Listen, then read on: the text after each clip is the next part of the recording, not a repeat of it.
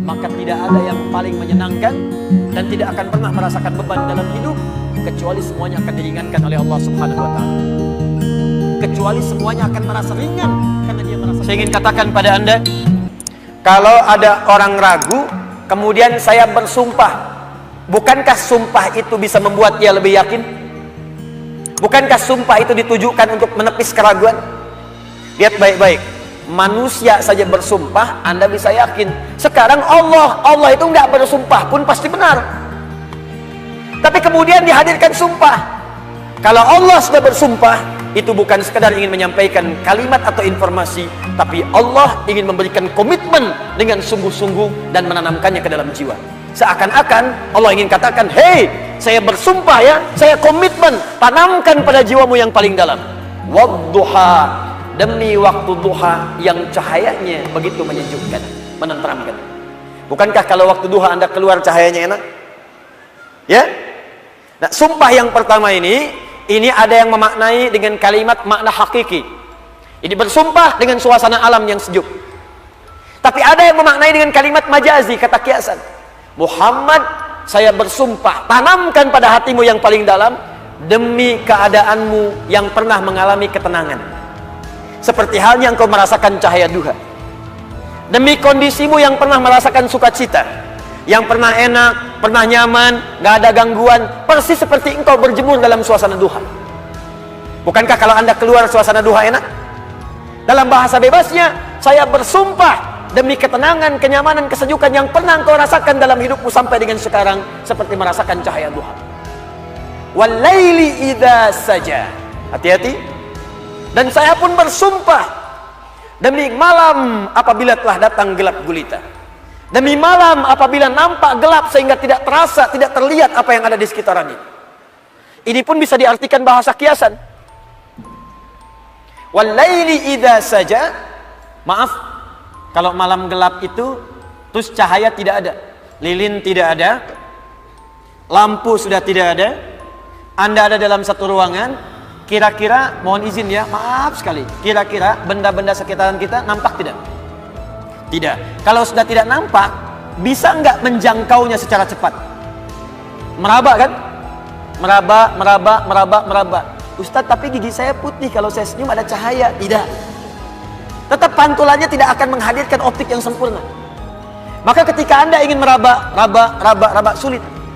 Ada orang, maaf ya, dihadapkan pada sebuah peristiwa, berat peristiwanya, seperti orang berada di tengah malam. Memang suasananya siang, matahari ada, tapi bebannya begitu berat, sampai-sampai matanya terasa gelap, kayak orang limbung, jalan limbung. Pernah punya masalah di kantor, tiba-tiba baru datang, Anda dipecat. Oh, astagfirullah. Kenapa Pak? Jangan tanya alasannya, pulang saja.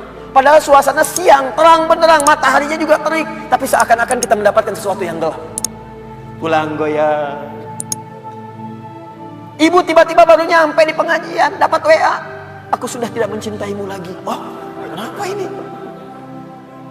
Papa, apa yang terjadi? Apa mah? Ada SMS begini. Itu bukan nomor papa, mungkin salah. Tapi kalau itu benar, gelap. Jadi ada beban-beban tertentu dalam kehidupan yang terasa begitu gelap. Maka muncul kalimat walaili idza saja. Ataupun suasana yang engkau punya beban Muhammad, saking beratnya beban itu, seperti engkau berada di pertengahan malam yang tidak ada cahaya, sulit berjalan, sulit meraba, sampai ada beban di pundakmu. Ma wadda'aka rabbuka wa ma qala. Tanamkan dalam jiwamu, aku bersumpah, kata Allah, dan ini komitmenku kepadamu. Baik engkau dalam suasana suka seperti waktu duha, ataupun dalam suasana punya beban yang sangat berat, tanamkan, yakinkan pada jiwamu, aku tidak akan pernah meninggalkanmu untuk selamanya. Jangan dengarkan perempuan itu yang berkata, Tuhanmu telah meninggalkanmu. Inna sahibaka qad qala. Dijawab langsung oleh Allah, ma wadda'aka rabbuka wa ma qala. Gak akan pernah Tuhanmu meninggalkanmu, apalagi kemudian menjauhimu. Ini, kata para ulama, ini manhaj yang pertama.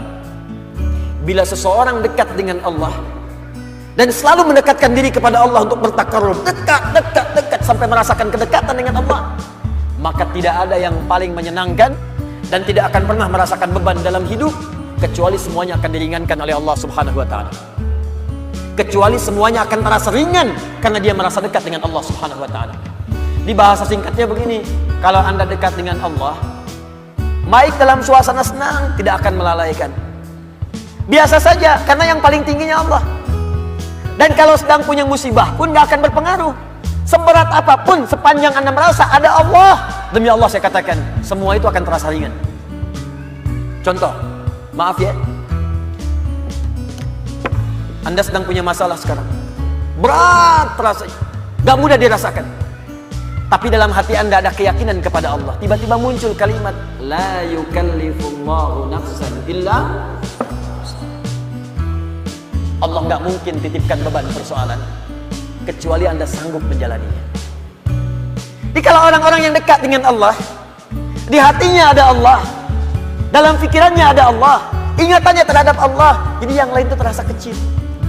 Ini berita langsung dari Allah. Kalau beban hidup kamu ingin ringan menghadapi persoalan, maka dekatkan dirimu kepada Allah.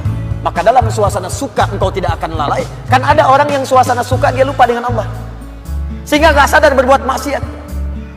Dulu waktu belum jadi direktur, olahraganya bersepeda. Jadi direktur, sekarang mulai main golf, jalan. Sekarang mulai punya sekretaris. Sekretarisnya perempuan.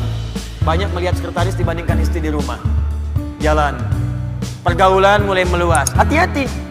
Kalau tidak ada manhaj rabbani, kedekatan dengan Allah dalam jiwa, itu bisa berpeluang untuk bermaksiat.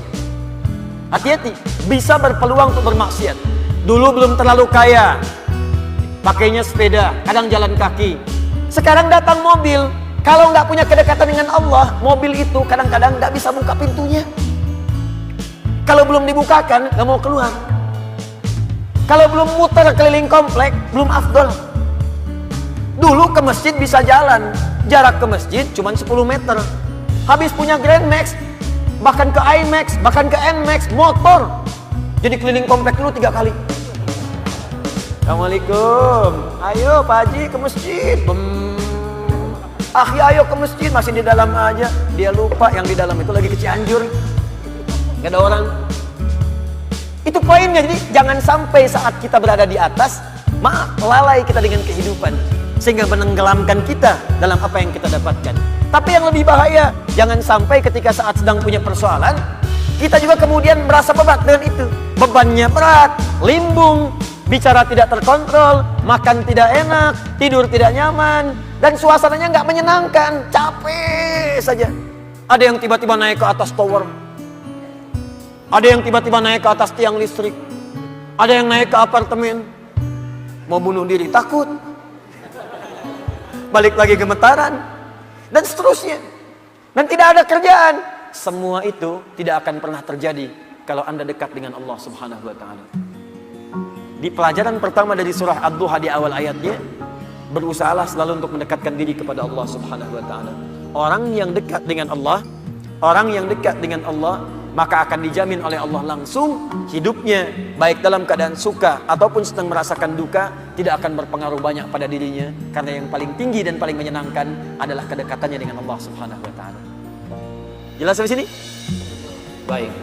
Jadi kalau dia sedang kaya, tahajud jalan, karena yang dirindukan tahajudnya. Lihat Abdurrahman bin Auf, Utsman bin Affan, Tamim Ad-Dari, kekayaan banyak, harta melimpah, kapak terbuat dari emas, malam masih tahajud, teman-teman. Masih sempat baca Al-Quran. Utsman tuh sampai jadi presiden masih punya waktu untuk khataman Quran. Kan Utsman radhiyallahu ta'ala anhu waktu terbunuh kan sedang baca Al-Quran. Masih puasa, saat itu sedang puasa. Anda bayangkan nikmatnya dekat dengan Allah, walaupun jabatan tinggi, yang terasa nikmat itu saat sedang beribadah kepada Allah, saat tahajudnya, itu yang dinanti. Nabi itu kedudukannya paling tinggi, tapi kapan merasakan kenyamanan? Saat tahajud, sampai tak terasa rakaat pertamanya 5 juz 4 halaman. Paling sedikit 100 ayat. Saya mau tanya pada Anda, pernah nggak merasakan kenikmatan seperti itu? Apakah nikmat saat dapat door prize, apa saat baca wadduhanya?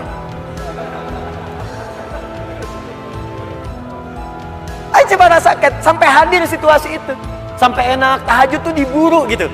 Bukan karena IPK-nya dapat 4, bukan karena dapat proyek besar, Tapi yang dirasakan, ya Allah, terima kasih Engkau titipkan ini. Dan dia kejar siapa yang memberikannya. Kejar malamnya, kejar bacaan Qur'annya, kejar puasanya. Itulah yang sesungguhnya hakikat dalam kehidupan kita.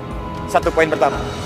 Kalau ada orang yang sudah bisa mendekat kepada Allah, maka Allah jamin dalam syukurnya, dalam situasi tenangnya, nyamannya, dia tidak akan menjauh dari Allah. Dan dalam situasi dapat musibah pun tidak akan banyak berpengaruh dalam kehidupannya.